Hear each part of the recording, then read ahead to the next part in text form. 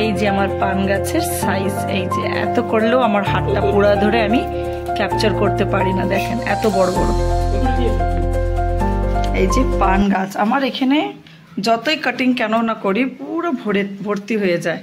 দেখতে পাচ্ছেন এতগুলো কাটিং হয়ে গেছে।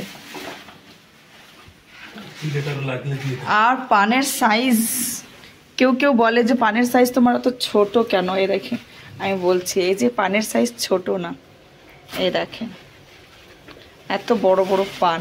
আর এত এখান থেকে কাটিং, এই যে এই সিজনে সেকেন্ড টাইম চালু কাটিং। পুরো এই পুরো এরিয়াটা পোর্শনটা ভরে যায় গাছটা বাইরের থেকে এসে। আমি আগের ভিডিওটা নিতে পারি নাই, আর ওর আগেই এসে দেখি আমার হাজব্যান্ডের সাফ সাফাই করা হয়ে গেছে। ওর বিলকুল পছন্দ না যে ঘরের ভিতরে কোনো গাছগাছালি আসুক। আর এই দেখেন এই যে যতই কাটি না কেন এখান থেকে 1 মাসের ভিতরে ভর্তি হয়ে যায় পুরো পান গাছটা।